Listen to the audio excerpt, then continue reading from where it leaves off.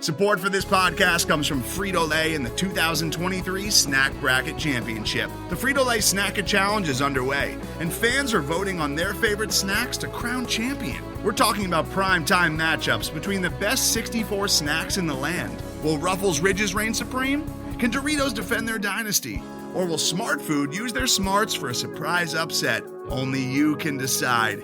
Get in on all the action for a chance to win up to $1,000 or a year's worth of snacks.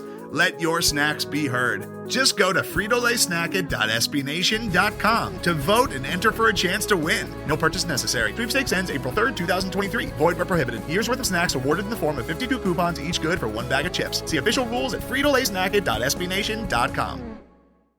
The Black and Gold Banneret Podcast is brought to you by the Unger Real Estate Group, brokered by eXp Realty, proudly serving Orange, Seminole, and Lake counties. Call 407-790-9957 or visit WeSellOrlando.net.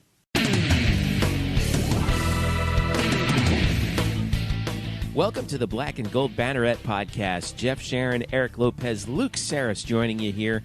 This is show number 120, and we are back on the regular rotation. It's Wednesday, August 29th that we're recording this on the eve of UCF football's opener against the UConn Huskies. Gentlemen, it's finally here. Aren't you excited? It almost doesn't feel real. So I thought for a minute you guys were going to be like, yay. It's so much off-season national championship drama and all that focus. It's just hard to believe that the 28th season is finally here. Lopez, I know you've been looking forward to this. Let's just kick it off already. I'm enough talking. Nobody hates it. It's what we do. Just make a lot of nonsense jabber and predictions. It doesn't matter like 3 weeks from now. Nobody hates the offseason more than Eric Lopez. All right, so remember that you can hit us up at blackandgoldbanneret.com. We are SB Nation's home for your UCF Knights. We have just so much flippin' content that's out there right now leading up to this game over the last 2 weeks. It's really insane. Luke's got his preview of the game up. We all made our season predictions on UCF, what they would do. That's all up there. We have the last of our 5 questions that are up there as well. My gosh, it's just been so much. We actually asked 5 questions of our guest tonight, who we will have on, Aman Kidwai of the UConn blog, which is also part of the SB Nation network. He will be on a little bit later to help us preview the game set for Thursday night between UCF and UConn. Blackandgoldbanneret.com is where you want to go. Hit us up on Facebook, facebook.com/blackandgoldbanneret, and on Twitter at UCF_Banneret. And you can follow us individually at Jeff_Sharon, Eric Lopez Elo, and Luke Sarris SBN. By the way, Brian would be joining us, except he's on that midnight plane to Hartford.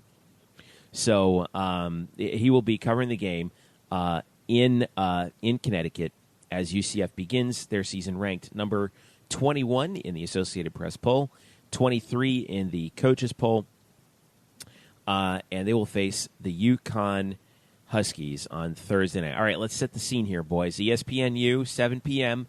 Thursday night. This game got moved up to accommodate television, and just to get the defending national champs, I guess, on Thursday night, right? So why not?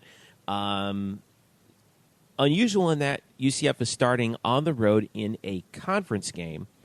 Josh Heupel gets the nod for his first head coaching experience at any level, and he faces off against Randy Edsall's team. Edsall in his second stint at UConn. Edsall is 77 and 79 all time as the head coach of the Huskies. He's in his second year of his second term there after coming back to UConn from Maryland. The Knights are coming off a 13-game win streak. And here, I'm struck by how odd this is. You know, usually we're used to, what was it, last year the FIU game was a Thursday night, is that right? Yep. Yeah, so that was the opener last night. We're always used to that or an FCS team coming into town to start. But here you start on the road in a conference game Eric, by the way, we just got word actually that the team's flight was delayed 2.5 hours heading out of Orlando International. But is this a little weird? Do you think that it might be it's just a strange feeling? You don't get that sort of warm-up game against an FCS opponent? Well, I mean, it's not like the first team ever to play a conference game to start the season. I mean, other teams are playing top 25 games to start the season. I mean, true, but it's a little weird, isn't it? Not really. I mean, it's happened before. I mean, I remember when Miami and Florida State opened the season in the ACC. I mean, it happens from time to time. I mean, last year, UCF and Memphis was scheduled to play in week 2. So, I mean, week 1, week 2. Yeah, I mean, I think you would probably prefer, I think, depending on the team, I think you'd prefer to have a tune-up, especially if you're a young team. But, this team is experienced, and it's got a lot of veterans, players coming back that have played in these games before. And quite frankly, I would rather play UConn in August than in October and November. So I would take the trade if I'm UCF. You had the choice playing opening night at UConn or playing in October and November. Boy, you're not joking about the weather. The weather's supposed to be really nice in the 60s and clear, no rain expected in the forecast in East Hartford. Luke, what about you? What do you think? I mean, obviously you're starting off with a conference opponent, but it's not like we have Memphis or Houston to start off the schedule. I don't want to take any credit away from UConn, but I feel like this is, if we're going to start the schedule off with a conference game, we've got real lucky that we're starting it off with UConn, and especially like you guys mentioned, that 2014 season, I believe it was, when we lost 37-29 in East Hartford on that rainy, cold day. I think the weather did have a big effect on the team. So I am happy to be up there this early in the season before that Connecticut weather gets rough. Yeah, the weather likely won't be a factor really in many games for UCF at all. Remember, they don't leave the state of Florida after October, I think 21st, is it? October 20th at ECU. So the only weather that can affect us is Mother Nature itself here in Florida. Yeah, that's true. That's true. Unless there's rain along the line, at either at Chapel Hill or Memphis or ECU. But UCF leads the overall series against UConn 3-2. The Knights have won 2 straight. 49-24 was the score last year at UCF. In a game where, and you mentioned this, Luke, in your preview, that for a little while there was a little dicey, wasn't it? Especially in the first half, and then UCF kind of did what everyone expected them to do, and just pulled away and put the pedal to the metal and put the game away. But a couple guys who returned for UConn. David Pendell, the quarterback, is back for them. He's a senior this year. He kind of struggled last year, obviously, but a little bit more experience underneath his belt. And if you're UConn, do you come into this game thinking, man, we got a shot to take down the Giant right now, and we're at home, national TV? I think they're going to be up for this game. What about you? I'm really not sure. I'm not sure how the mentality of that team is. They've struggled for so many seasons. They haven't had a winning season in football since 2010. Yeah. So I'm not sure if they're real hyped and they're gonna look at it as this big opportunity, which I'm sure they understand the magnitude of the game opening up against the number 21 team in the nation. But the reality of it is they're not used to having that success. So I'm not sure if the mentality's there. Yeah, and UConn last year was 3-9, 2-6 in the American. And by the way, that year 2010 was Randy Edsall's last year in his first stint, and they went 8-5. And I think that, Eric, correct me if I'm wrong, that was the year they went to the Fiesta Bowl. Is that right? I don't know if that's the exact year. You'd have to look that up. I do know he looked up for Maryland, and the program has struggled. They went with Paul Pasqualoni after that, which was a laughable. Coach P. It was the 2011 Tostitos Fiesta Bowl, by the way. That was Edsall's last year. Go ahead. I'm sorry. Yeah, that's when people started realizing that the Big East was absolute garbage in football. So, you would talk about Pasqualoni and then Bob Diaco. The program has struggled. I mean, I will say that Etzel did a good job at UConn. The problem is he's in his second season, and you could get – are they going to be excited? Are they going to be amped up? Absolutely. However, when you get hit right off the bat with a tackle, that kind of goes away. When you give up a touchdown in about a minute, that's going to go away. So, and I think that's the issue. They just don't have the material on the field to match up with UCF. In reading and listening and people talk out of UConn, they don't expect a big crowd on Thursday. There's not really a lot of interest in this football program. That's a basketball school. And that's something I want to get into more in depth when we talk with our UConn people, because that's a challenging job for Etzel, and that's a school that really only cares about football. Maybe like when they jump on the bandwagon. Mm-hmm. I've been up there. I can tell you firsthand. That's a basketball area. That's a basketball school, number one and number two. I mean, I would argue that the women's basketball program is just as more popular than the football, probably more. And that community is a pro town. There's a lot of New York Giant fans, a lot of Patriot fans, a lot of Red Sox fans, a lot of Yankees fans. That's I'm telling you, and I always explain this to people that have not been to the Northeast. I've spent a ton of time in the Northeast. You have as well, Jeff.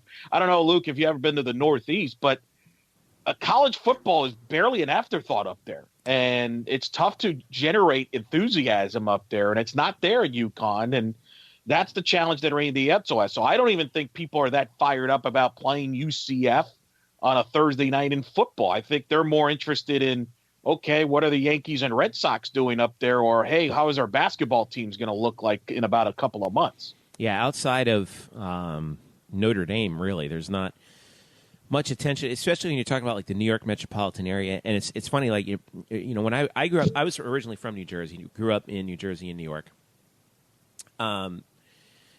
They call it the tri-state area, which is New York, New Jersey, Connecticut. Pro sports is number 1, number 2, all the way down to number 15 in that area. And the only college football team that anyone really cares about is Notre Dame. Really, I mean, no one else really cares about anything college football related. A couple of people, some Big Ten schools, but that's about it. You know, more people, I think, in the Northeast care about college basketball than they do about college football. You know, because that goes back to the days of the Big East when it was good in basketball, St. John's and, you know, Syracuse and when you had before the, you know, in the old Big East. But one of the other things that's interesting, you know, the UConn campus is so far removed from their home field, Rentschler Field. It's a 24-mile drive on an interstate. It takes about a half hour without traffic to get there. It's worse than if UCF was still playing in the Citrus Bowl. I mean, that's less than a 10-mile drive. So everything is, you know, very far removed from from campus consciousness, including the football team stadium as a whole. What about on the UCF side, though, Eric?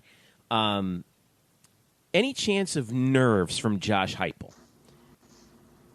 I mean, yeah, of course. I think you always have players and coaches will have nerves in the first games. That's why I think a lot of times you'll see a lot of penalties in the first game. I think usually what I've always kind of explained that is a lot of people are nerves. You're kind of trying to work on some things. So I would not be surprised if it's a sloppy game from a penalty standpoint, just because it's nerves. You're trying some different things. It's the first game of the year. You got some butterflies. You know, you're antsy. You don't know what to expect. The opponent you're playing, you don't really know, because, you know, it's not like during the season when you have tape on them from the season. Mm-hmm. This one, you're really basically banking on tape from maybe some tendencies from last year or the years before that, you know, which works both ways. I mean, one of the challenges UConn has is this is a completely new staff. So while you try to do some tendencies from UCF last year, there might be completely new tendencies. Same thing on the other side. You don't know if Randy Etzel is going to try some different things. I know they got a lot of young defensive players. So, yeah, I think there'll be some nerves. I think there are always going to be some nerves. But, you know, I think that's why the college game takes it's a marathon. So I could they get off to a slow start? Yeah, I could see that. But as time goes on, I think talent wins out. And I think that's kind of what at the end, I think Heupel will be fine from a play calling standpoint, and he has an experienced staff that has been through this before. So I think that will help him in this process, as opposed to really in comparison, when Scott Frost took over and he had a lot of staff guys that hadn't coached at a high level. I remember that. I mean, people forget when Frost took over, a lot of people are like, wow, I don't know about that hire. I don't know about that guy. And kind of worked out. So it's interesting. And Hype, at least on paper, has more experienced guys that have been through this before. So I don't think that's going to be a huge factor, at least in this game. It could maybe down the road in a big game or maybe in a fourth quarter situation, but I don't think it'll be in this game. I was looking back at Scott Frost's first game, and that was a home game against South Carolina State. And the first 4 scores for UCF were all field goals. They were up 12-0 with 10 minutes to go in the second quarter. And I remember there was a little bit of grumbling in the stands at that point, like, what's the matter with us? Why can't we score? Then Justin Holman ran in a touchdown before halftime. It was 18-0 because they missed a 2-point conversion. And then everyone kind of breathed a sigh of relief. 3 more touchdowns the rest of the way, and then that was pretty much it. 38-0 was the final there. What about you, Luke? Do you sense that? Well, let me ask you this: what are you looking for UCF to do in this game that would make you say, "Okay, we're going to be all right"? Honestly, I think I'm looking for a similar performance, similar to how we performed last year against FIU. I remember watching that game, and we weren't really sure. Nobody at that time knew what was going to happen that season, that we were going to go undefeated. But I remember some of the play calls, and that FIU defense it looked so inexperienced and so out of place. Mm-hmm. And I think it's going to be very similar with the youth UConn has at defense. So, I mean, I definitely expect us to, hit the ground running. I think we're going to open up the playbook sooner rather than later and get some points on the board. The thing that I'm most interested to see is how this UConn offense performs against Randy Shannon's defense. Mm-hmm. Last year, they had more yards no, they didn't have more yards. They had more first downs and over 400 yards against our defense. Right. Granted, we were playing. That was our 7th game, I believe, without a break. But Pendle, I mean, he had a good game against us, and that was only one of 4 starts he had last season. Right. It was, UCF jumped out 21-3 in the first. UConn got within 28-17, I think, at one point in the third. That was the score going into the fourth. Yeah, that was the score going into the fourth. Then UCF dropped another 21 on them at the end of the game. But yeah, I do remember it being a little hairy, right? I think you're really. I scored. I scored stats for that game. I don't know, Luke. Were you at that game? I was working stats for that game. I don't remember at one point saying, "Uh-oh, I'm really worried about this game." You know what? When you run the type of offense that UCF did last year, and probably will run this year, they had moments where they just weren't clicking. Like, they would get off and score 2-3 touchdowns. Luke, you can expand on this.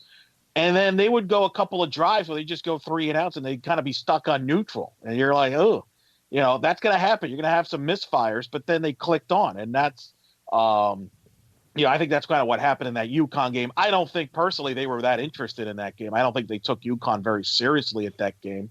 I was trying to remember. They just had come off a road win against SMU prior to that, which was a tight game. UCF did, yeah. That was the game right after the SMU game. Yeah, so I think they were just – and plus, remember, that was a noon game. Mm-hmm. It was not a good crowd at home. It was a very lethargic atmosphere compared to what we would see later in the year against South Florida and Memphis. And I think that kind of rubbed off on the players, and I thought they were all kind of lethargic. And I think I remember being in the locker room, even some of them kind of acknowledged that a little bit. Yeah, and that was right when we thought that, maybe not having that bye week around that time was starting to take its toll, because I think it was it the week? When was that Austin Peay game? That was October 28th, wasn't it? I think so, yeah. And then the UCF UConn game. I'm trying to pull up the schedule from UCF for last year. I can't. Yeah, they played Austin yeah. Peay. It was supposed to be in their bye week, and it wasn't. So they should have been fresher than they were heading into that game. But this game right here. Oh, go ahead, Eric. I'm sorry. Well, let me, and then I want Luke's thoughts on this. What I'm interested in is how Heupel will call the game compared to what Scott Frost would call. Because we've heard a lot, Luke, about more vertical passing. What's your thoughts on it? Are you buying that? Do you think that's legit? They're going to go more vertical? You think that's just coach talk? I think that's the thing I'm more fascinated is to see how different is Josh Heupel, the play caller, to Scott Frost, the play caller, and how that affects Mackenzie Milton. I honestly, just by looking at Heupel's track record, I do think he's going to be expecting Mackenzie to step up in the pocket and make those deep throws more than Frost did. Frost really had a variation of that traditional option offense. Jeff mentioned they ran the ball 54% of the time last season. One thing Mackenzie has said is that, Heupel, what he brings to the table is making him a better pocket passer, and he wants to be more patient in the pocket rather than, trying to make a plays with his feet.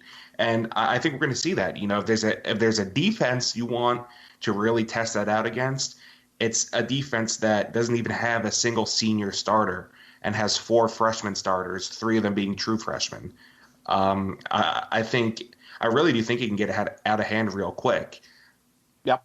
Yeah. I agree with that. And I think you make a great point. And I think this is going to be a storyline this year, how Mackenzie throws from the pocket.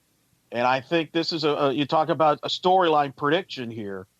I think if he excels with Heupel as far as throwing the ball in the pocket, I think you're going to start hearing whispers about Mackenzie Milton in the NFL draft. I actually recently filled in on local radio in Orlando on the Drive Time show in the Finish Line on 96.9, the flagship of there. And I talked to Dane Brugler, who's an NFL draft guy. And I'm actually going to write about this probably next week. Right now it's so hectic with the opener, but possibly in the future.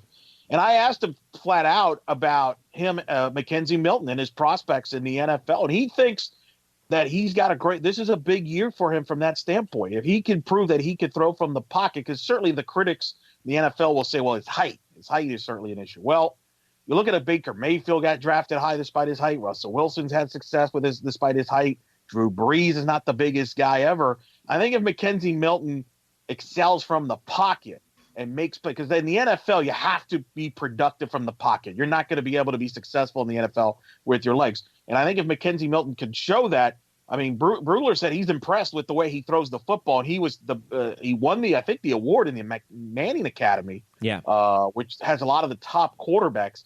I would not be surprised if you start hearing Mackenzie Milton NFL draft buzz a little bit, and maybe and sort of the hot, we're in this hot debate era, if you will, the debate about Milton's height versus just throwing the football. I think he could become a topic as far as can he be an NFL quarterback, because I think there's more and more people that like him, and I think a lot more people will pay attention for him from that standpoint. And kind of like a little bit like Blake Bortles. Remember how that kind of snuck up on everybody his last year, where before you know it, you're playing South Carolina and Brian Griese's doing the game and they're analyzing him as an NFL prospect. And you're like, get out of here. Next thing you know, he declared and he ended up number 3 pick. I'm not saying that's going to happen with Milton, but I could see a scenario where, as we watch a lot of these games on TV, that conversation about can Mackenzie Milton be an NFL caliber quarterback, I think becomes part of the narrative. Yeah. Well, one of the things that I think is rather telling, and we're going to see probably much of the same things. And Luke, you have this on your preview. Highlights. Now, Josh Heupel has played UConn before. Last year, when he was the offensive coordinator at Mizzou, the Tigers went into Hartford and beat UConn up. 52-12 was the final. That was October 29th of last year. Drew Lock in that game, with Heupel calling the shots, had probably his best game of the year. He was 31 of 37 for 377 yards and 5 touchdowns. This game, the line opened at 16.5 for UCF. It has since jumped to 23.5 or 24 24, depending on where you look. Bovada has it at 24. A couple of the other houses have it at 23.5. Luke, I'll start with you. You think UCF covers this game? Without a doubt. The most interesting part with the lines and Vegas is that they have the over-under at this game set at 74. I'm not sure how many points they're expecting UCF to score, but I really don't think we're going to see much from the UConn offense. The thing that hurt us, well, it didn't really hurt us. I mean, UCF won pretty convincingly last year, but Pendle he rushed for 96 yards. He almost had 100 yards rushing. I think with the four down front, it's going to create a lot more pressure where we're not going to see that same kind of performance. But you can never tell. This is a guy who could turn out to have a really great season.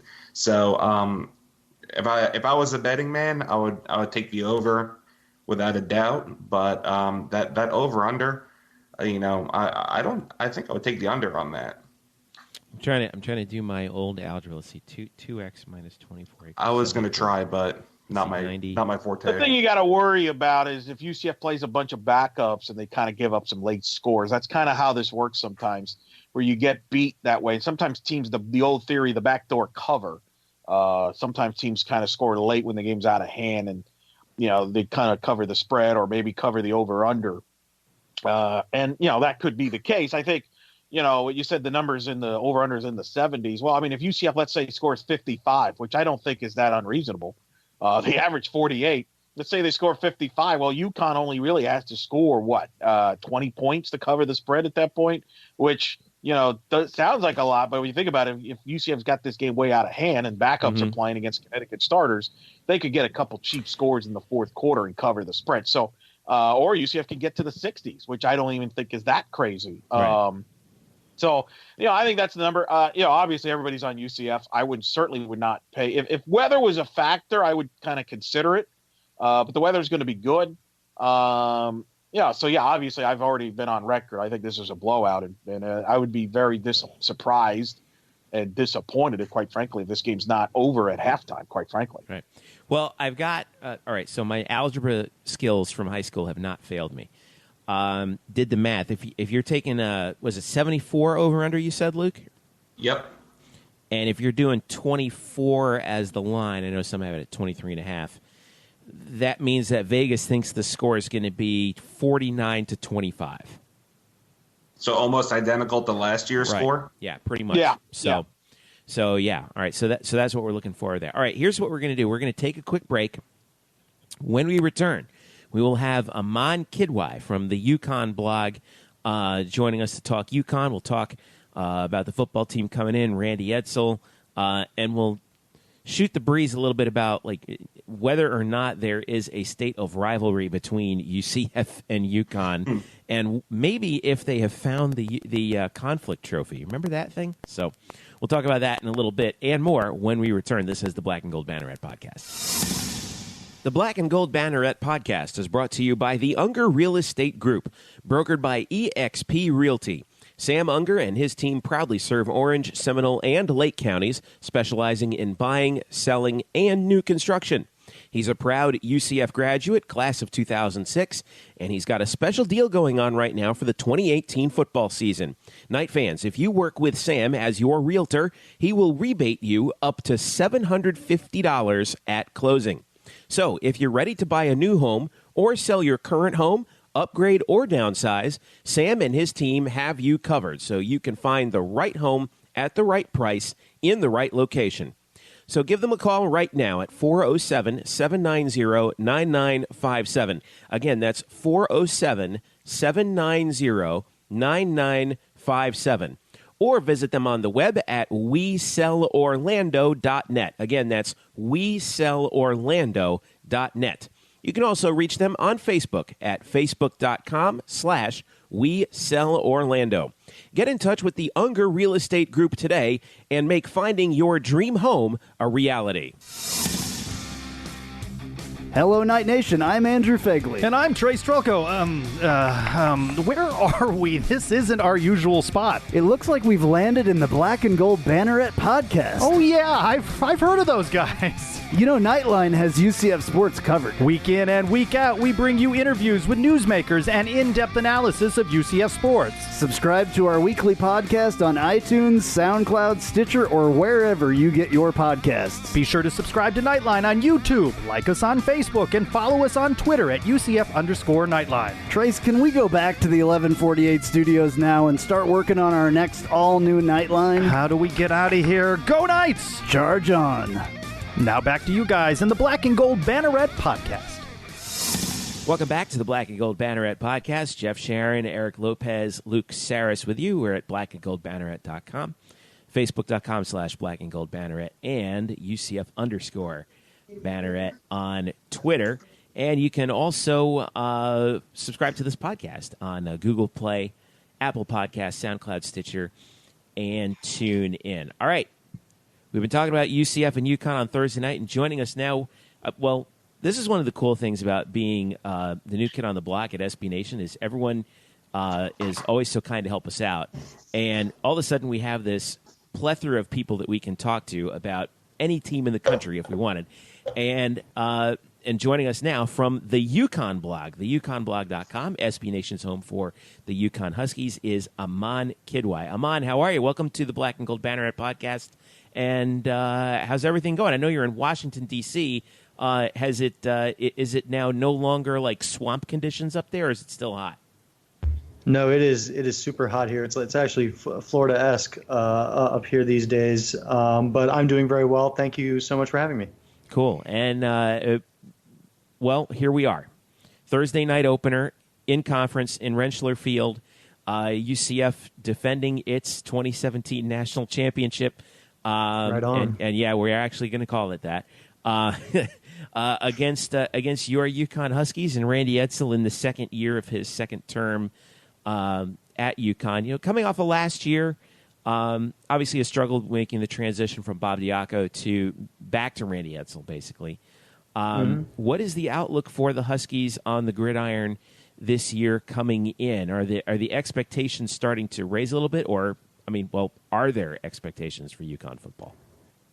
Yeah, so I'd say this year there are still low expectations for the team. Maybe Edsall has built that in a little bit with some of the youth across the depth chart that was recently released. But, I think even before that, it was pretty apparent that this was just really another hardcore rebuilding year. Not too different from last year, unfortunately. So a lot of the problems which existed on last year's team, we don't have a ton of reason to believe are going to be significantly better. But yeah, I think right now it's going to be looking for new guys who can emerge and show potential to be really good players, 1, 2, 3 years down the road. UConn's last winning season was Edsall's last year in 2010 before he left for Maryland, and that was the year that you guys went to the Fiesta Bowl to play Oklahoma.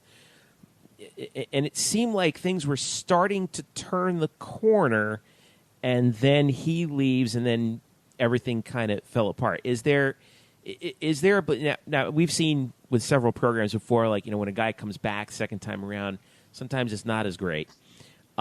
Is there hope in UConn that Edsall can kind of turn it back around and kind of play it back the way it was from his first tenure? He was there for more than a decade and really built that program to something, from barely out of 1AA to a BCS level bowl. So is there hope that he can recapture the magic?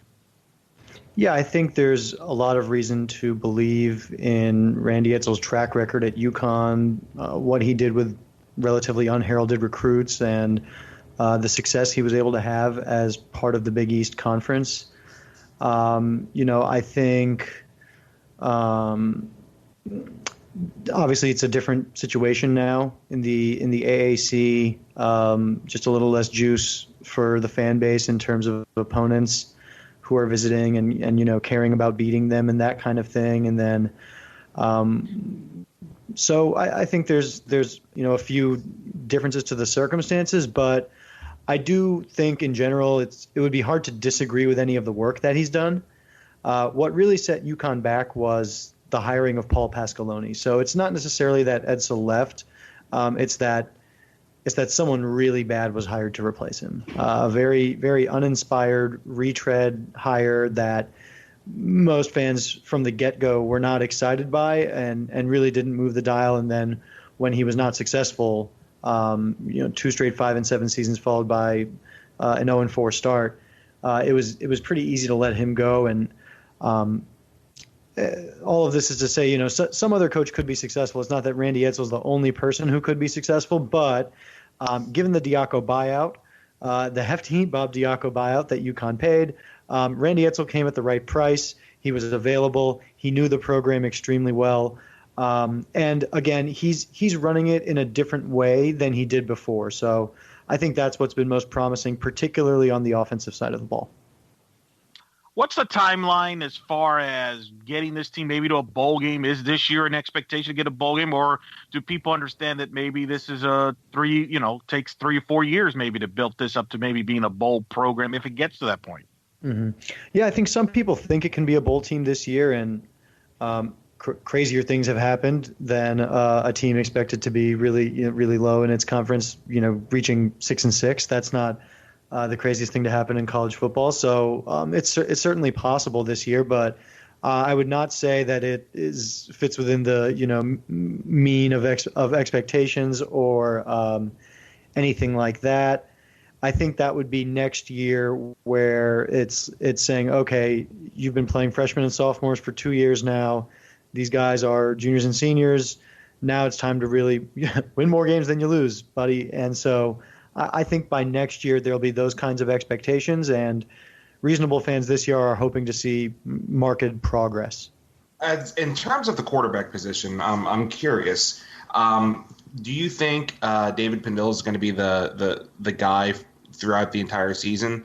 I'm not sure if you know, but Washington, the announced backup, was actually a UCF commit. He's from the Orlando area.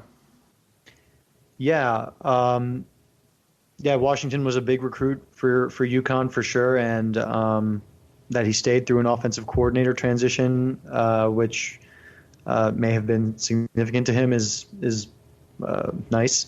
I think if UConn is what has the kind of record we think they're going to have, 7, 8, 9 weeks into the season, it makes sense to start looking at what you have in the future and for the future, and giving Washington a shot or one of the other players. So there's another redshirt freshman, Jordan McAfee, and then a true freshman, Steve Krajewski, who was a 3-star recruit from Georgia. So I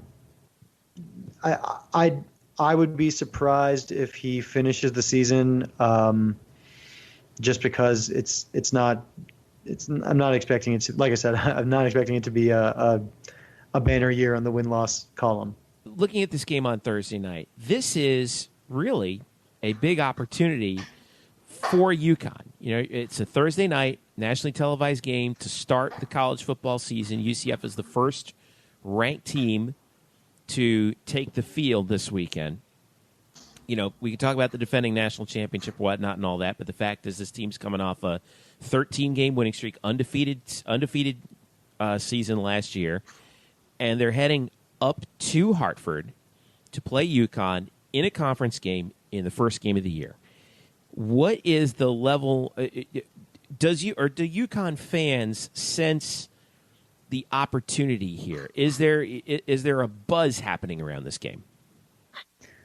I think there's a buzz. It's the start of the season. Like you're saying, there's an opponent with somewhat of a national interest to it, and it's a Thursday night game.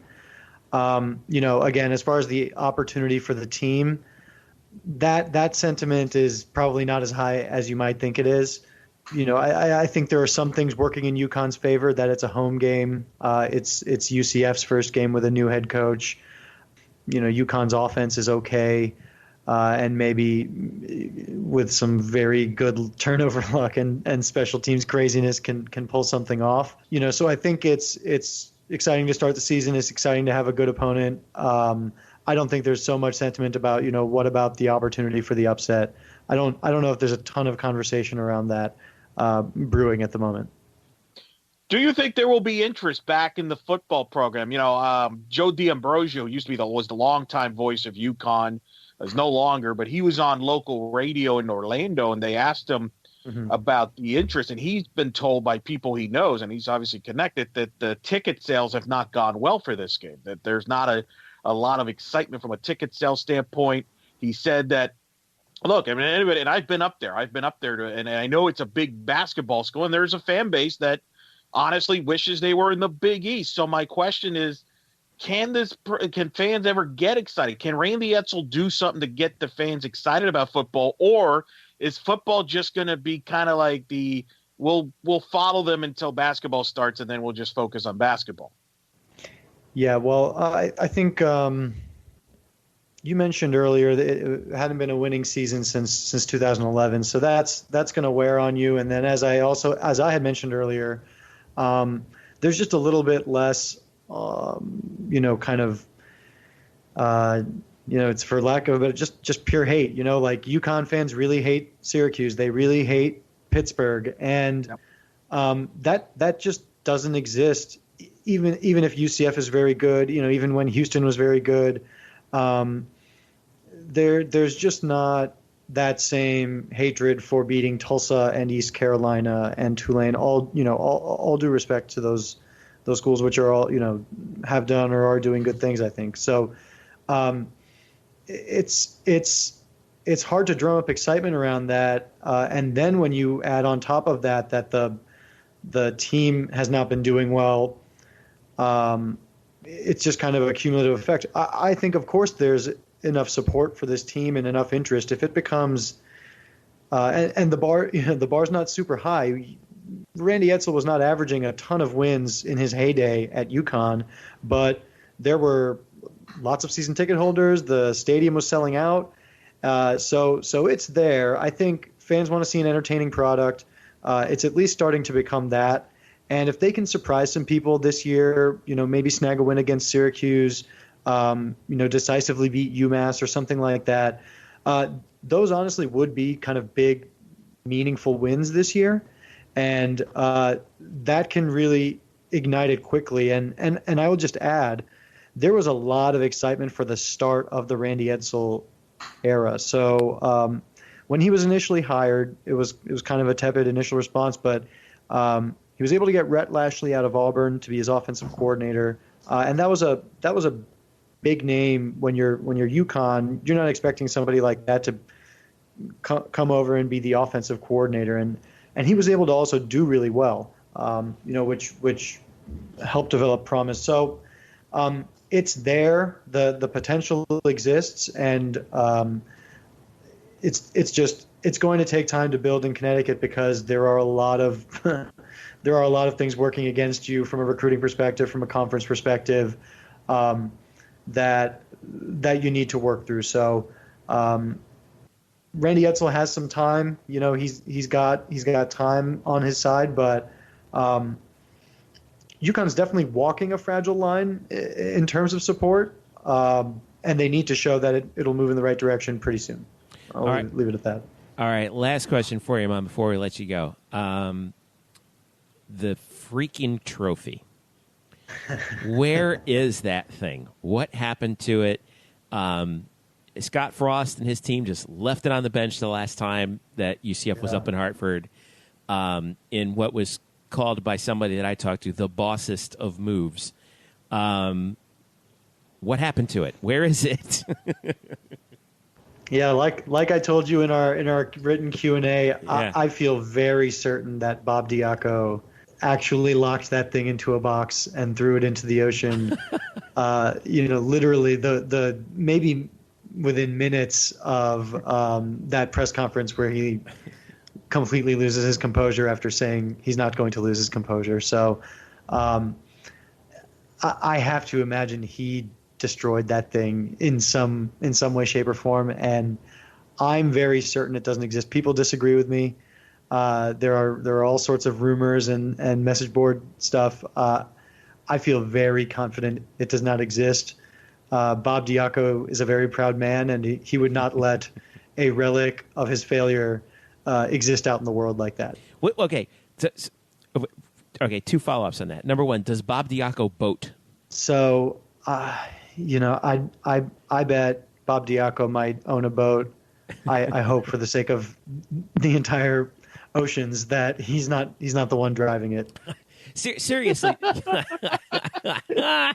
Seriously though, like trying to make UCF and UConn a trophy game, in your opinion, was it just a bad idea from the word go, or a good idea that just never caught on?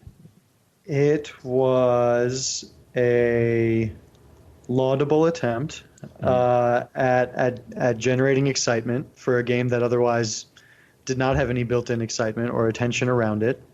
But I really think because he was a bad football coach, that's what really soured that whole thing. Obviously, again, UCF not playing into it, that's fine, that's whatever. But 2015 was actually a good year for UConn. They showed progress. They won the civil conflict, but they also made a bowl game for the first time since 2011. So.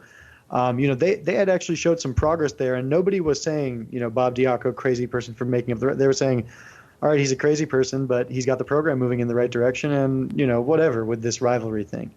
The season starts going down the hole, and then it's like, hey, man, you got to you're not scoring touchdowns right now in football games for entire multiples of football games. So you got to stop playing up rivalries, man. And I think that really broke him.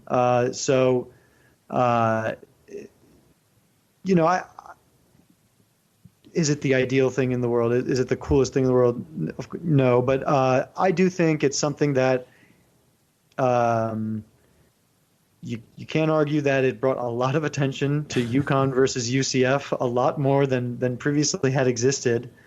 And if UConn, stayed on that progression, so if instead of the year where they go 6-6 and followed up with a huge just toilet season, if they followed it up with an 8 or 9 win season, that's an interesting game with UConn and UCF, and with a lot of implications for your national championship and future rankings and stuff like that. So it could have become something that starts as a joke and then it kind of whatever, and then it lingers, and then people, it had potential. It still has potential. We at the UConn blog are keeping the spirit alive because it's fun, right? It's college football. It's weird. It's fun, and we'll always remember it, no matter what. So.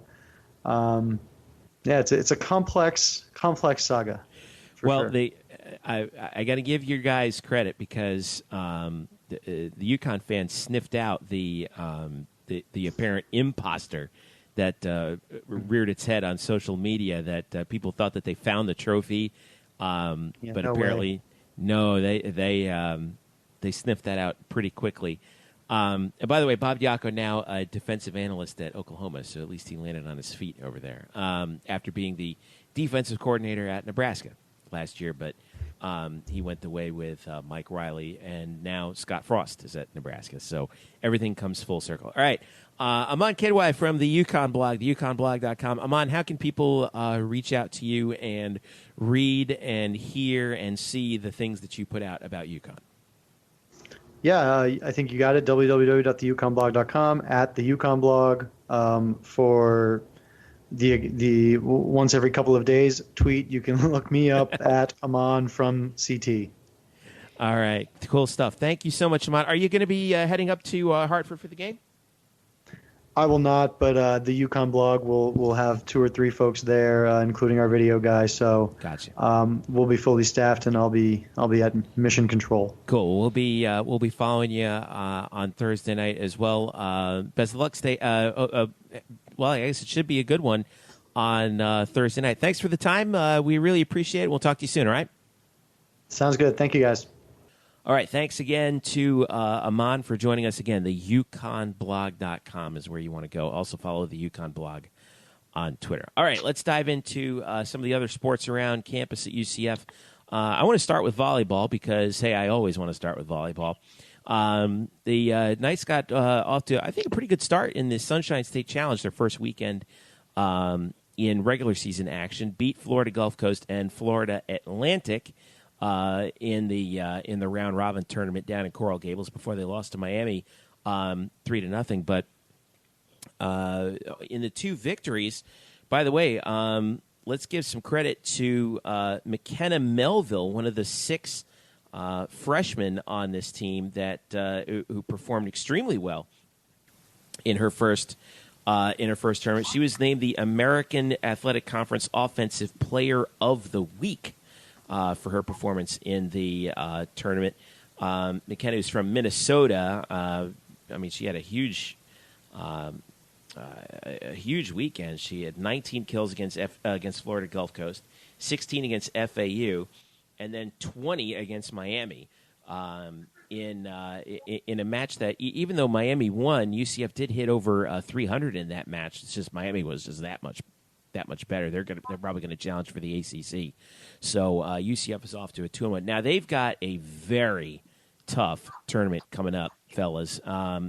They go to Gainesville Friday, Saturday, Sunday. They've got Louisville, who's one of the favorites in the ACC, USC, who comes in number 10, and Florida, who comes in number 7 in the AVCA coaches poll. So this is just like we talked about with Coach Todd Dagenais in our season preview on blackandgoldbanneret.com. He is sick and tired of the RPI just keeping UCF down, so he loaded up the schedule. This is going to be a tough weekend for them coming in. But, Eric, I know you have thoughts on the RPI and everything. I kind of don't blame him. Do you? No, but he's got to find a way to win one of these matches, because if he doesn't, the only way he's going to make the tournament more than likely is going to be to win the conference. See, the problem, volleyball is a totally different animal. The American Conference 2 years ago was a multiple bid league. Other than that, it's been a one-bid league. You look at the league this year, the big story is the return of Jordan Thompson, who's probably the best player in the league by far. She missed all of last year with an injury, and that hurt Cincinnati's chances. She's back healthy.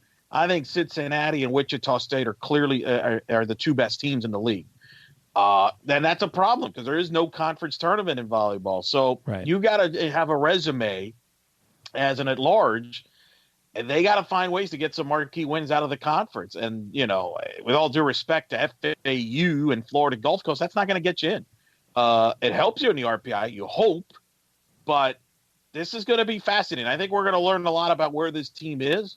They're going to play. I mean, Florida just beat Nebraska up in Nebraska in the rematch of the national championship. You know, I'm not saying they have to win one of these 3 matches or else the season's over or anything like that, but I do think they've got to represent themselves very well and make a statement that they are a worthy postseason NCAA tournament team, and that's by pushing some of these top 25 teams. Well, a little note of history on this. The last time UCF played USC was in 2014. They beat USC down, I believe, in Fort Myers, and that was sort of the springboard to that conference championship year that they had that year. So if they can get one of these matches, or even better, heck, if they could get 2 of them, that would totally change the complexion of their season going forward. The Knights open their home schedule, by the way, Friday, September the 7th against FIU in the UCF Challenge.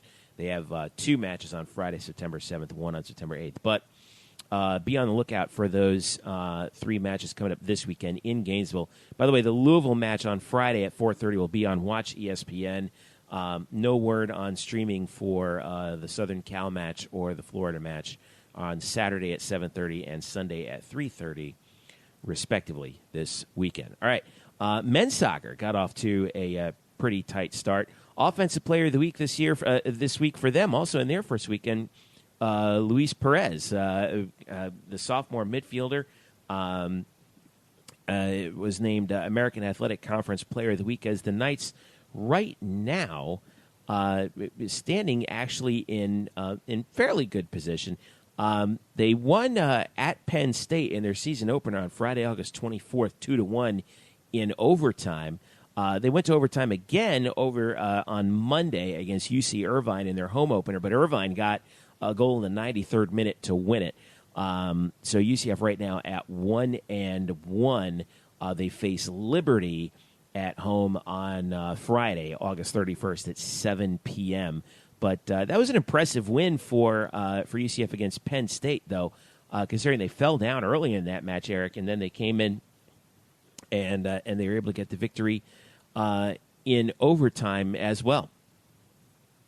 Yeah, overtime's been the storyline there so far this season. Obviously, the win at Penn State on the road, then the tough one at home against Irvine at home, a game that was delayed by weather. Mm-hmm. So, it's early. I think with volleyball, and we're going to get in with women's soccer, it's so early. Everybody's trying to figure out what they have, and I think that's the challenge. You're playing these games, and it's a bounce here or a bounce there. So you would have liked to have protected your home field and get that 2-0 start, or at least get the result. But, split, it's early.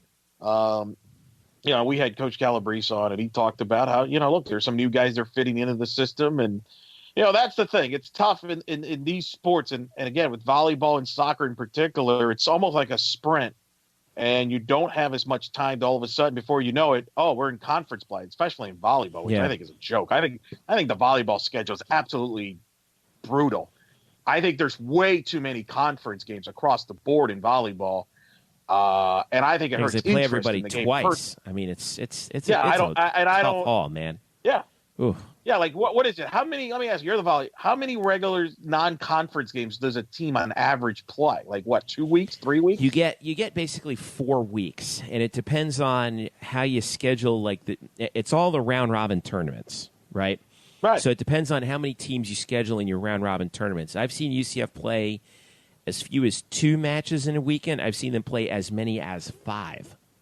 So it's brutal, man. You're packing all these matches early in the season, and I think that was part of. I mentioned that USC match 4 years ago in 2014. UCF caught Southern Cal at a time when they weren't.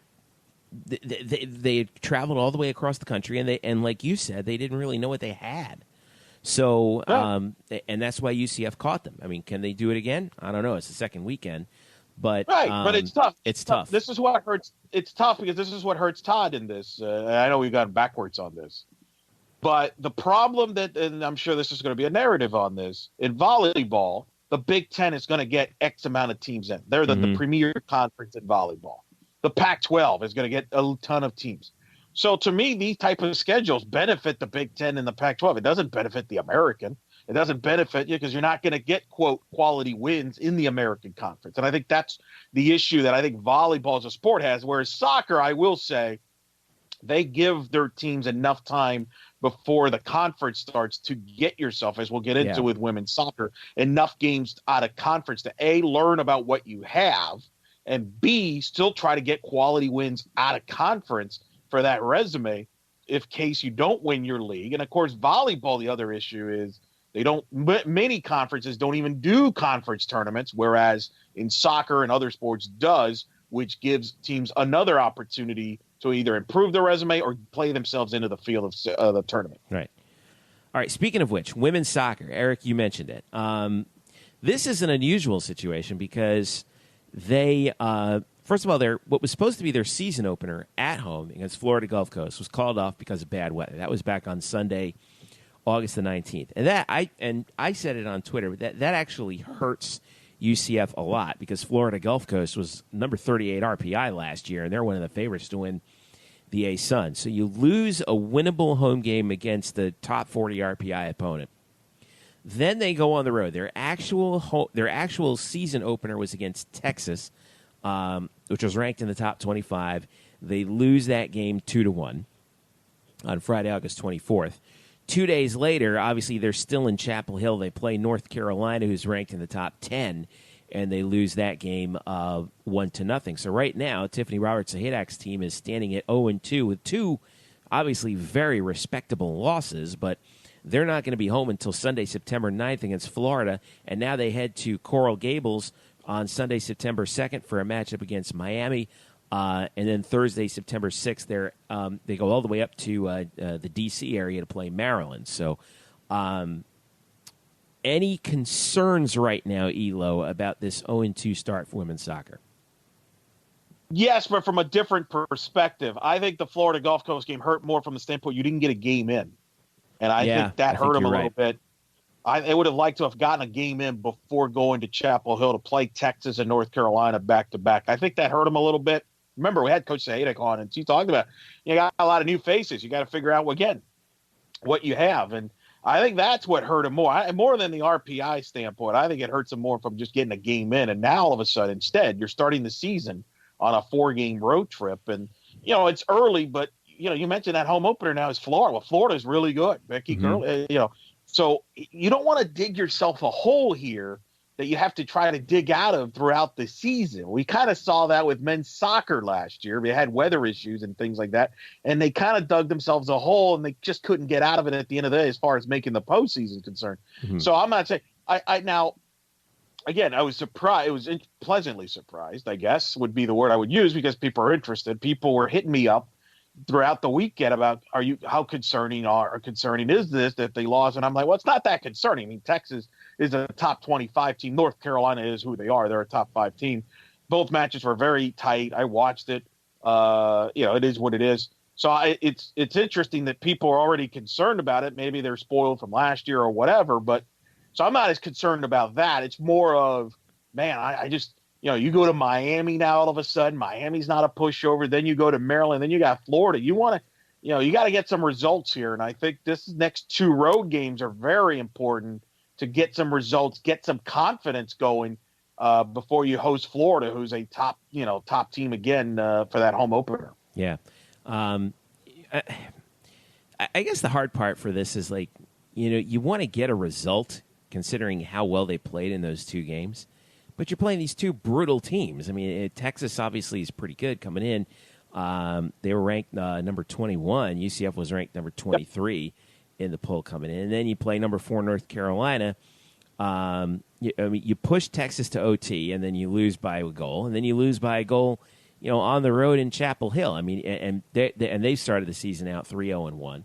So, I mean, it's tough. I do think you're right that had they gotten that one game against Florida Gulf Coast in, they would have been a little bit better shape. By the way, Stephanie, the 2 players from the German under-20 team, Stephanie Sanders and Dina Orschmann, they are back. Germany actually got eliminated, I think, in the round of 16, or excuse me, the round of 8 in the under-20 World Cup. So they actually played that weekend, although Dina Orschmann played in the first game against Texas. Stephanie Sanders did not.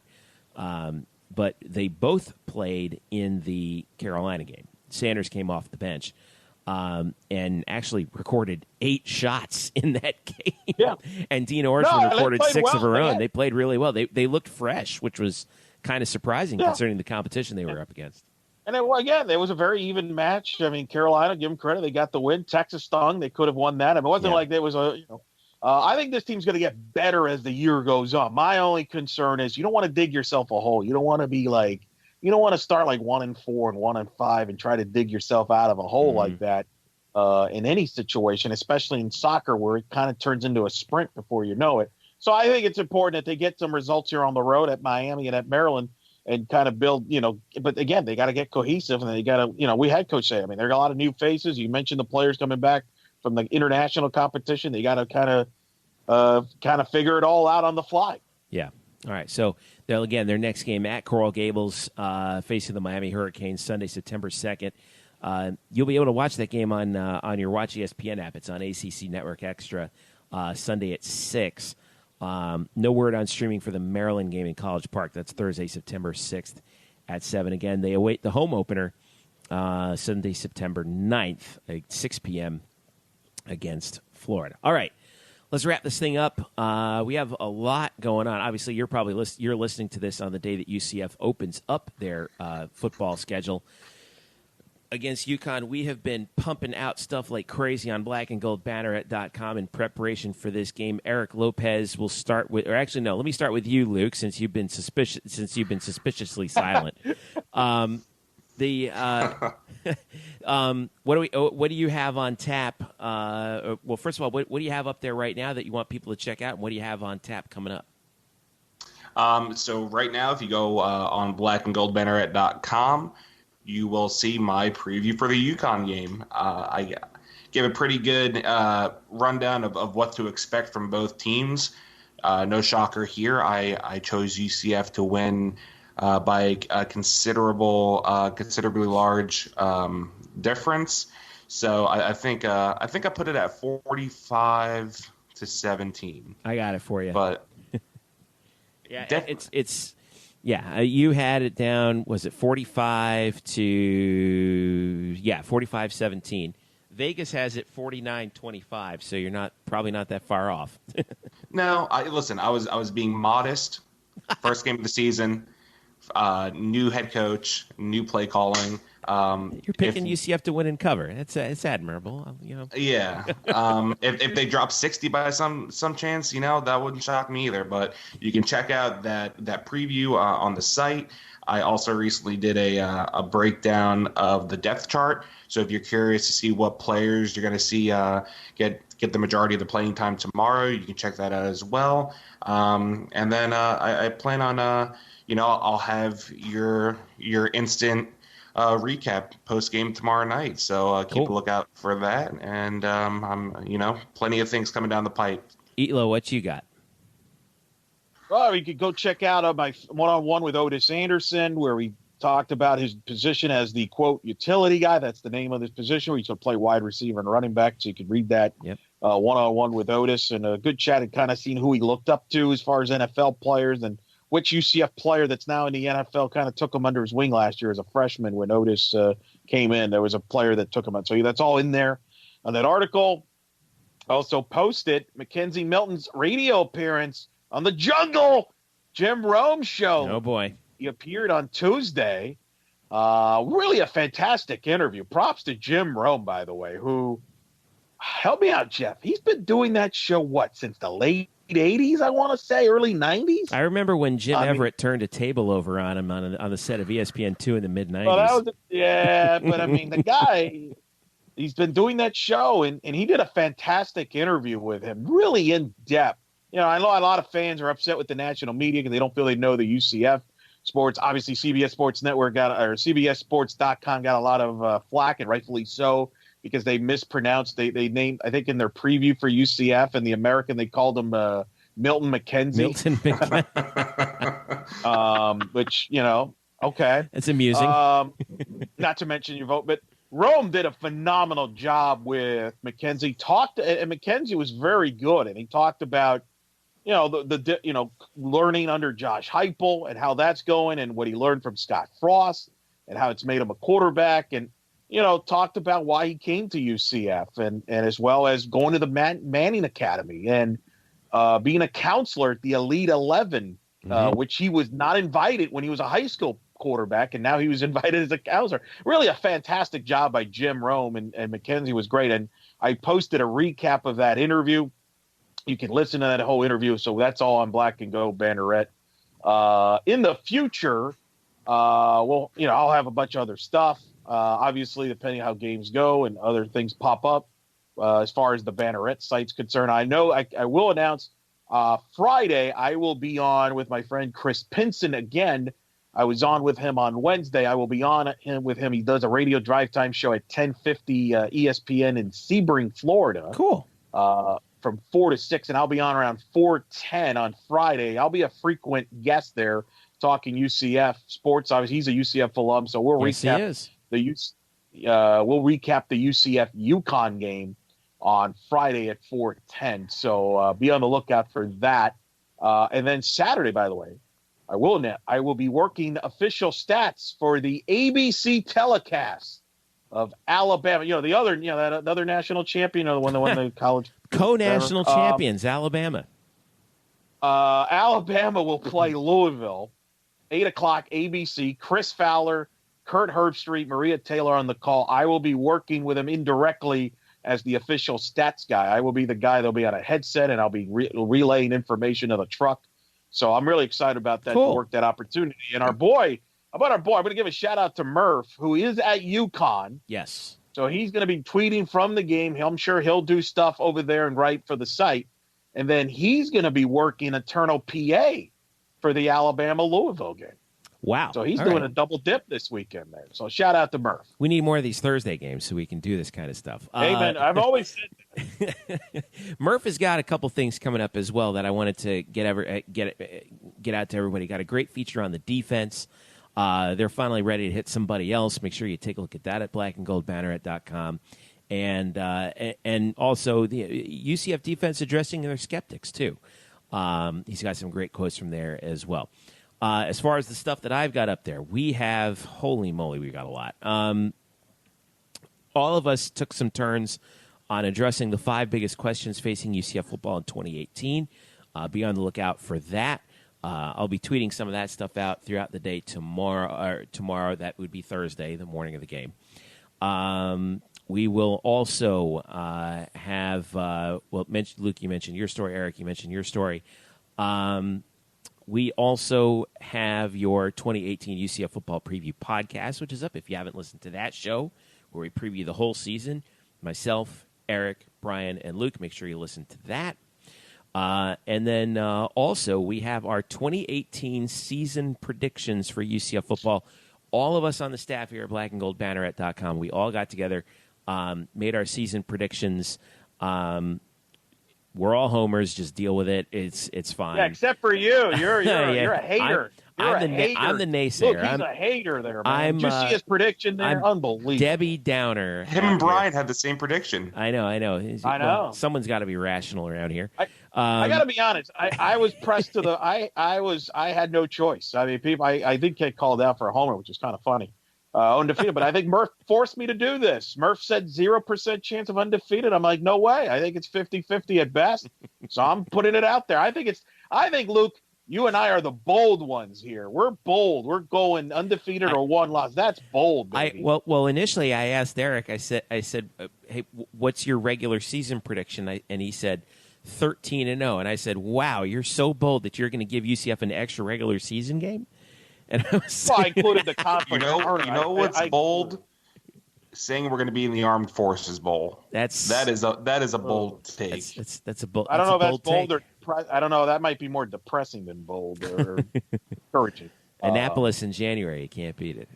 All right. By the way, for the UConn game, Thursday, August 30th, kickoff is at 7:00. Like I said, Murph is up there. He is in Hartford for the game. He'll be covering it from the press box. We will have our live game thread of UCF and UConn going live a few hours before the game right here on blackandgoldbanneret.com. We're all going to be chiming in via our live blog there. I got to watch the game for 4 quarters. I don't want to do that. Look, this game's going to be over at halftime. Come on. Well, let me put it to you this way. Yes, I will have the game on, but for the first half, I'll probably be working on putting the kids to bed.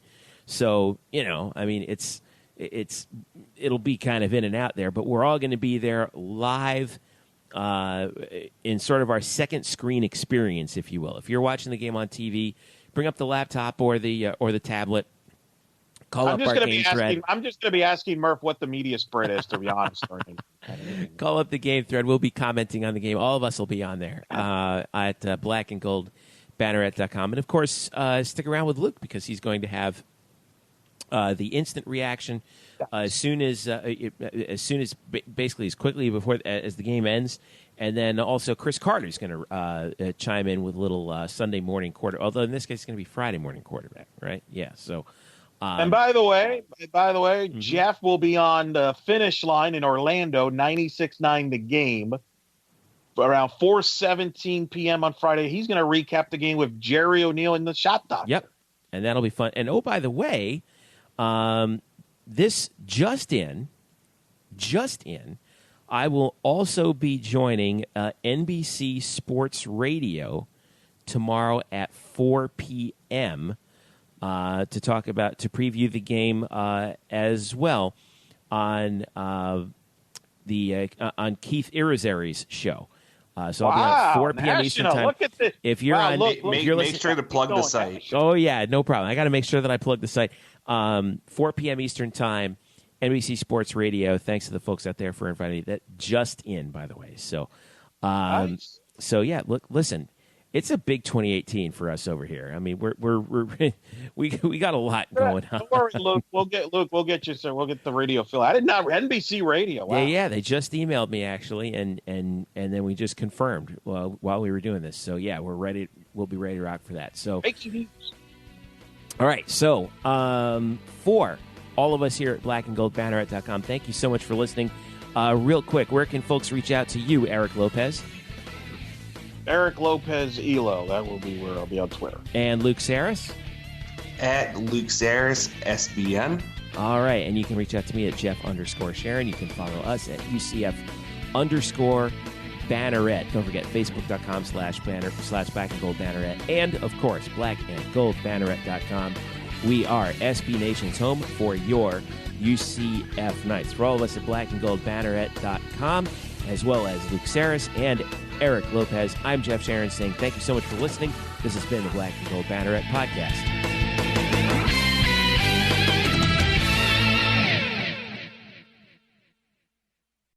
Today's episode is brought to you by Cars.com.